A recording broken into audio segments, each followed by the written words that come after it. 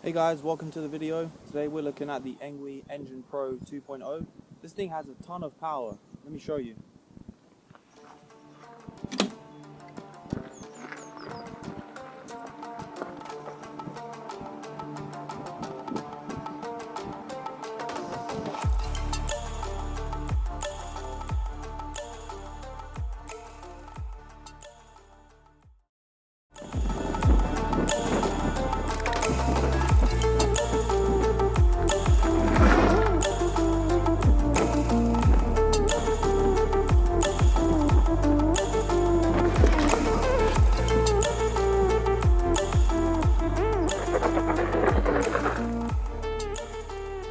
The brakes work.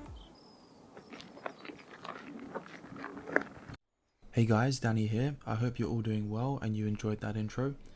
Today of course I'm reviewing the ENGWE Engine Pro 2.0. Please note this product was sent to me for free for review. Similar to the last bike that I reviewed from ENGWE, this definitely turns some heads, and I have to say it's my favorite electric bike that I've reviewed so far. I decided to be a little bit less boring this time and go for blue rather than black, and I'm pretty happy with that decision as I think it looks great. Here you can see I'm testing out the front and rear suspension, so this does have dual suspension and I definitely put it through its paces in this video. This is quite a hefty bike, it's not light by any means, so bear that in mind if you're thinking of using this in certain situations. Compared to the E26 which I've recently reviewed, however, its more compact size and a few kilos less of weight does make it feel a little bit easier to move around and handle compared to that bike in particular, but by no means is this light, it's still a heavy bike. I reviewed a bike very similar to the design of this one a couple of years ago. It was smaller in size but had basically the same design in the way it folds up and the way you access the battery. You can see me sliding it in here, then you have to insert the key to hold it in place, which is not the most ideal system, as the E26 that I recently reviewed had a much better way of taking the battery in and out. It simply just slotted into the frame. The mechanisms and latches that you use to fold up the bike feel good quality and are very easy to unlatch and fold, as you can see me doing here, but because of the weight of the bike, it doesn't really make it that easy to maneuver still. It's pretty awkward. You can even fold up the pedals here, but this definitely is a nice feature, as for me personally, if I couldn't fold the bike up like this, I wouldn't be able to fit it in the boot of my car. While it would be quite difficult to lift it in and out because of its weight, it definitely is a useful feature to have, and if I wanted to drive somewhere, this is really useful for me at least. As I said earlier, I really like the overall design and look at this bike. While it's not completely unique, I like the kind of finish that ENGWE's put in it. It looks high quality. The branding, I guess that's going to be a bit of a personal preference whether you like that or not. But the bike in general just feels really high quality. I was a little bit disappointed we have this kind of weird lever for the throttle instead of, I don't actually know the proper way to call them, but more of a traditional twist throttle. I much prefer those, and I think they're just cool in general. So I was a little bit disappointed there. The 8-speed Shimano gear system that this bike is using was also pretty nice to use, and it's about what I've come to expect on most electric bikes that I've used.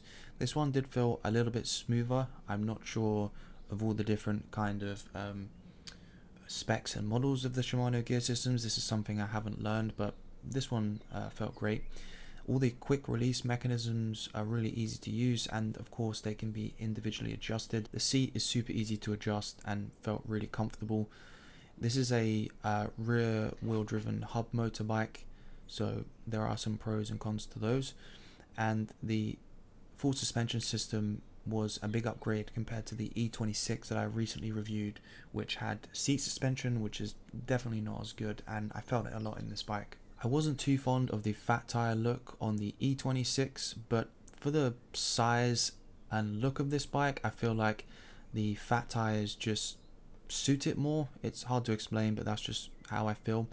The disc brakes also felt really good when I was testing them as well, and the kickstand is, I think, the same as the last model I used, which I didn't have any problems with. These bikes will come speed restricted, and they will also be showing kilometers per hour instead of miles per hour, If you hold the plus and minus button, that will let you go into the back end settings of the bike, and you cycle through using the keys.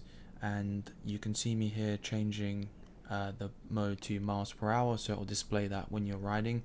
And you can then go further and change the speed restriction to whatever you want. This will only get up to its max speed of 28 miles per hour while you're cycling using pedal assist, and the throttle is limited to 20 miles per hour.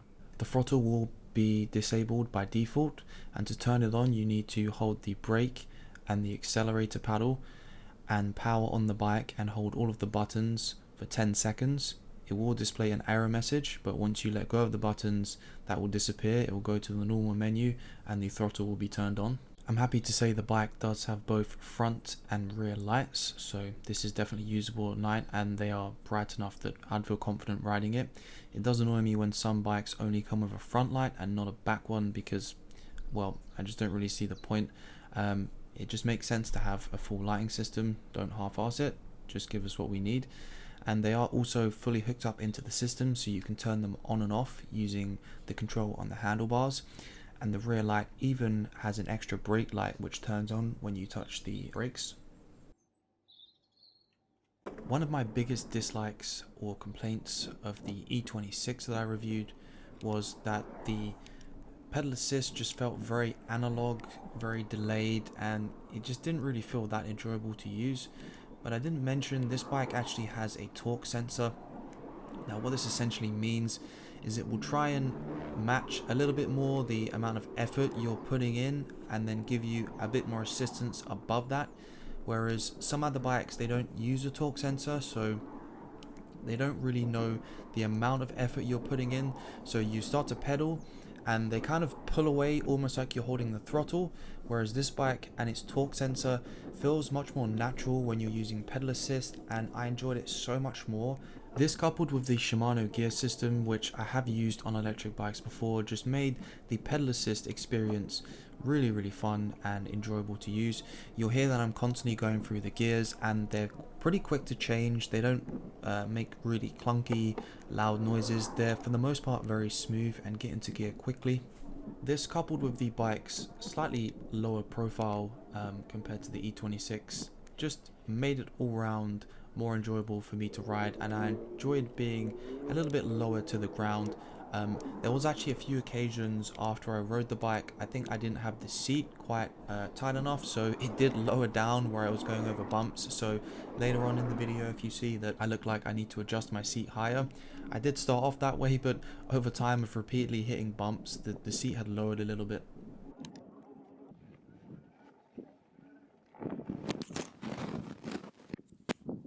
You guys okay? If you go to ENGWE's product page for this bike, a lot of the pictures and kind of the theme of the advertising seems to be about using this bike off-road. Now, while of course it's not going to compete with a proper mountain bike for trails and so on, I definitely feel like this is pretty well suited for off-roading.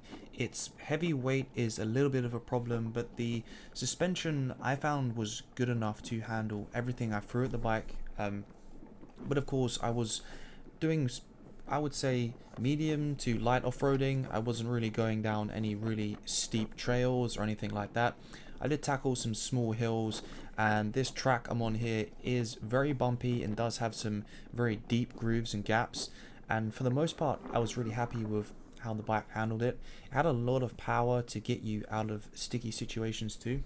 There's already a lot of reviews for this bike discussing all its specs, its features, its range, so I wanted to do something a little bit different and just really push the bike and see what I could get out of it.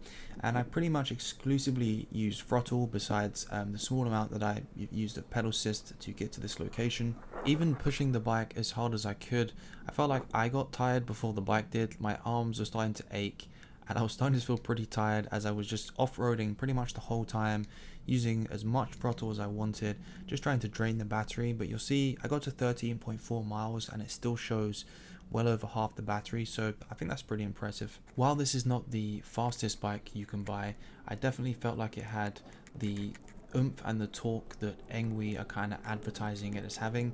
And I haven't reviewed the previous models, so this review isn't really focused on that subject. This is more just someone who's slightly newer to electric bikes, taking this out and giving you my feedback as, I guess, a bit more of a beginner with electric bikes, and letting you know my thoughts.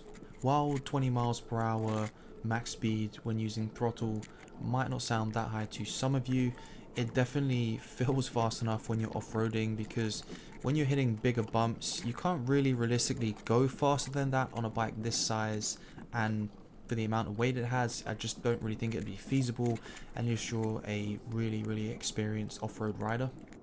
Because of that size and weight of the bike, I do feel like you feel like you're going faster as well, so that does add to the experience. And I didn't really feel like a lot of the time I wanted more power besides when I was on normal roads, but then you can use the pedal assist to get up to that higher top speed, so you have that nice balance.